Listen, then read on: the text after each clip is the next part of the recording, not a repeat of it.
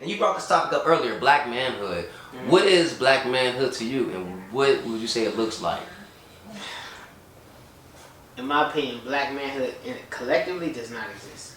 It doesn't exist because black manhood would not exist under the domination of another group of people. You feel me?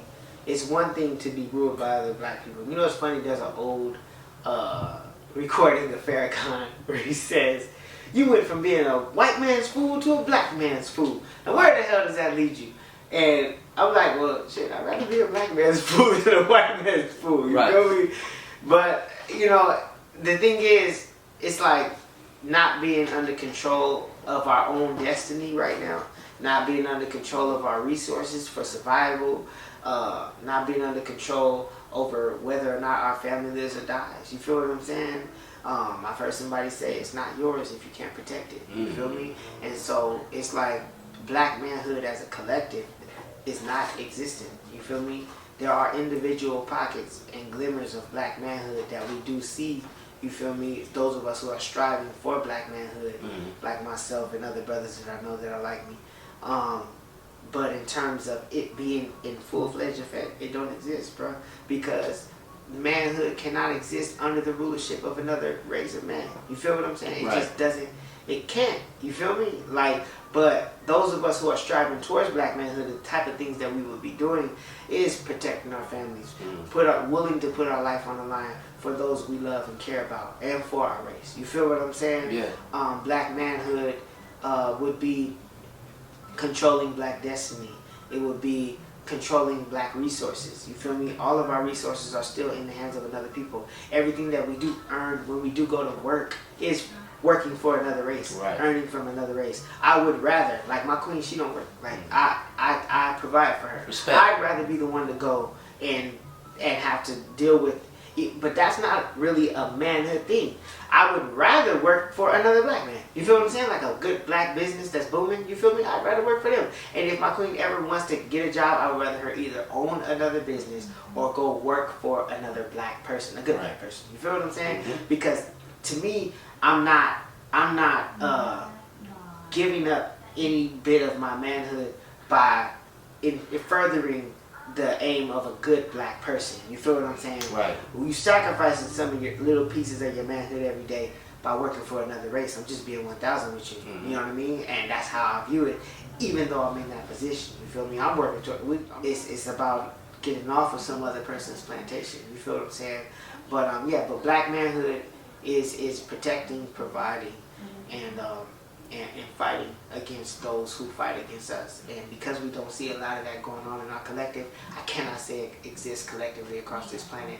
I see us taking a lot of abuse. I see us praising the fact that we can take a lot of abuse. You feel me? That's another thing. I don't believe in measuring black progress or black excellence or black ability by how well we can take ass kickings. You feel me? I feel like we should measure it by how well we deliver. You feel me? And we ain't been delivering none as a collective. But I do think there are individuals, like if somebody come through that door that ain't supposed to be here, they gonna get that business. You feel what I'm saying? So there are those who are willing to express black manhood, but in its total existence, it can't exist so long as white domination exists over us. That's my view on black manhood. Nah, thank you. Yeah, powerful. I just want to dive in this.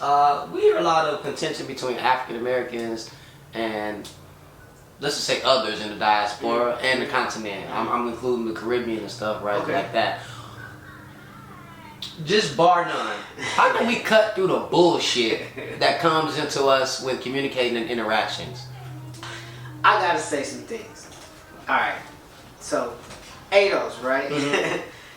There's some things separate from that particular movement and those two people who created the movement. I'm talking about black people who were born and raised in America. You feel what I'm saying? And then those who are other Africans from the diaspora, from the continent and the islands and whatnot, in Britain or whatever. I have to say that the first thing I would say is this.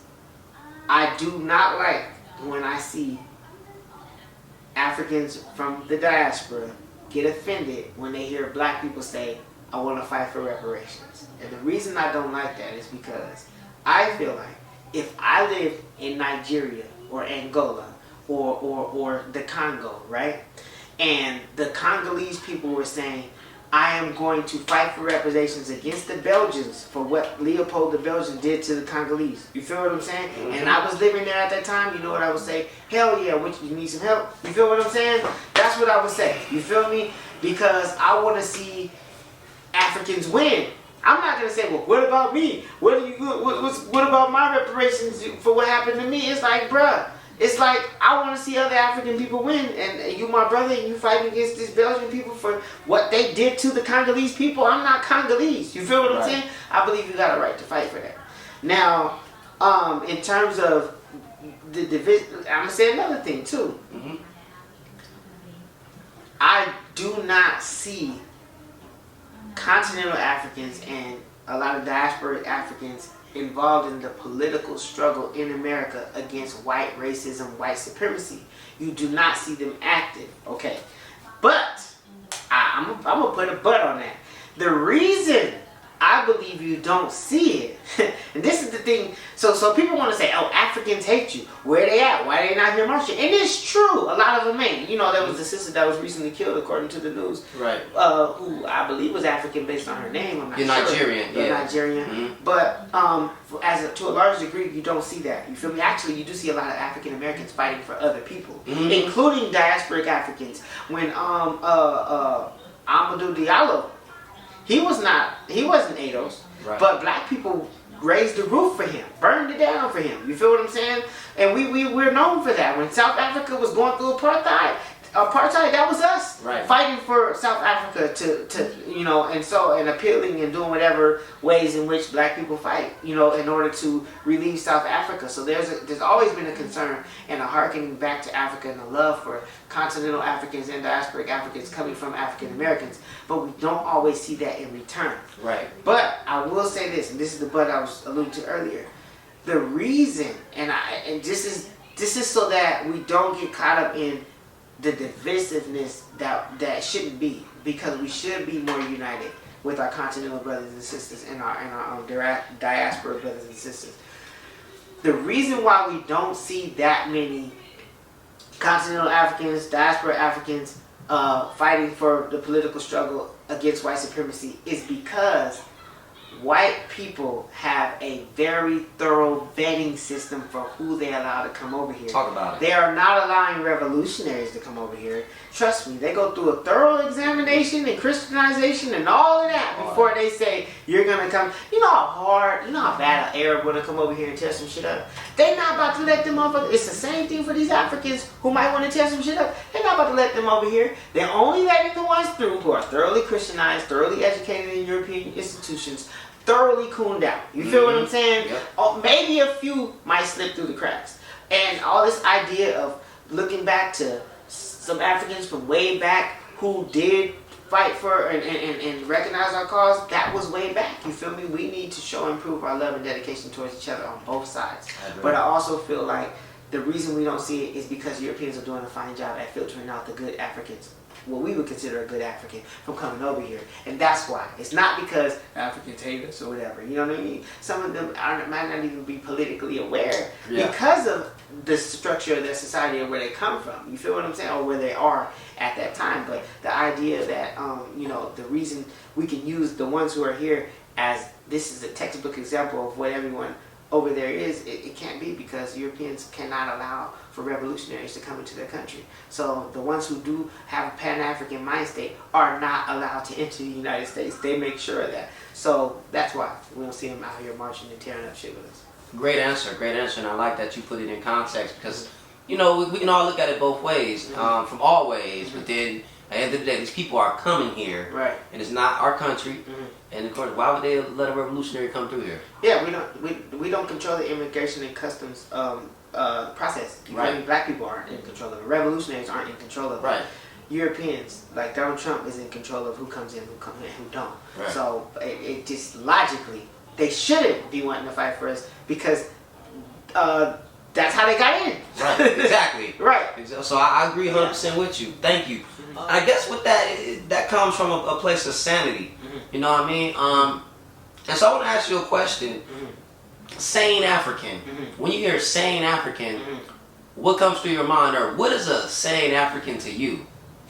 A sane African to me is two things: an African that has clarity, and an African that acts on his clarity. Because there are people who have clarity, who clearly understand who our enemies are, who our friends are, which is ourselves. You feel me?